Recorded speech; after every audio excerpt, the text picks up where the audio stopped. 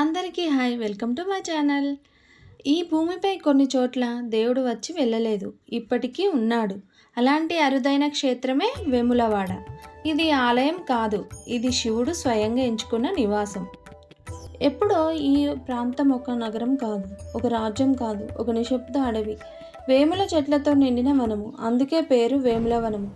రాత్రి వేళ ఆకాశం మొత్తం నక్షత్రాలతో నిండిపోయేది. భూమి మీద మాత్రం ఒకే ఒక శబ్దం, ఓం నమ శివాయ. ఆ వనంలో ఒక మహర్షి నివసించేవాడు. అతని కోరిక స్వర్గం కాదు, శక్తులు కాదు, అమరత్వం కాదు, శివుడిని చూడాలి అంతే. రోజులు కాదు, నెలలు కాదు, సంవత్సరాలు కాదు, యుగాలు గడిచాయి. ఎండ వాన చలికి తపస్సు ఆగలేదు. చివరికి ప్రకృతి కూడా నిశ్శబ్దమైంది. ఒక అమావాస్య రాత్రి ఆకాశం చీలిపోయినట్టు మెరుపు, భూమి కంపించినట్టు నాదం. అప్పుడు శివుడు ప్రత్యక్షమయ్యాడు. కళ్ళల్లో కరుణ, ముఖంలో ప్రశాంతత, శరీరం మొత్తం బ్రహ్మాండ శక్తి. శివుడు అడిగాడు, ఏం వరం కావాలి? మహర్షి సమాధానం చెప్పాడు ఈ విధంగా, నీవు ఇక్కడే ఉండాలి స్వామి. శివుడు నవ్వాడు. ఆ నవ్వులో సృష్టి ఉంది, లయ ఉంది. అప్పుడే భూమి చీలింది. మంత్రాలు లేకుండా, ప్రతిష్ట లేకుండా ఒక శివలింగం వెలిసింది.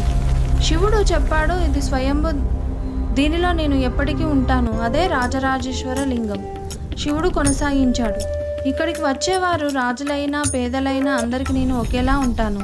నన్ను పూజించేవారు కాదు, నన్ను అర్థం చేసుకునేవారు ఇక నుంచి మారిపోతారు. అందుకే పేరు రాజరాజేశ్వరుడు, రాజులకు కూడా రాజు. ఇతర క్షేత్రాల్లో శివుడు వచ్చి వరమిచ్చి వెళ్ళాడు, కానీ ఇక్కడ వెళ్ళలేదు. ఎందుకంటే ఈ స్థలం కోరికల కోసం కాదు, తపస్సు కోసం. అందుకే ఇక్కడ శివుడు నిద్రలో ఉన్నట్టు కనిపిస్తాడు, కానీ ఎప్పుడు జాగ్రత్తగా ఉంటాడు. ఈ కథకు గ్రంథం ఆధారం ఉందా లేదా అని కాదు, భక్తుల అనుభవాలే ఆధారం. వందల ఏళ్లుగా లక్షల మంది ఇక్కడ సమాధానాలు పొందారు. అదే కథగా మారింది, అదే విశ్వాసంగా నిలిచింది. వేములవాడ అంటే ఒక కథ కాదు, ఒక నమ్మకం, ఒక అనుభవం. శివుడు ఇక్కడ నీ కోరికలు తీరుస్తాడా? బహుశా కాదు, కానీ నిన్ను నీవే మార్చేస్తాడేమో. ఓం నమ శివాయ్.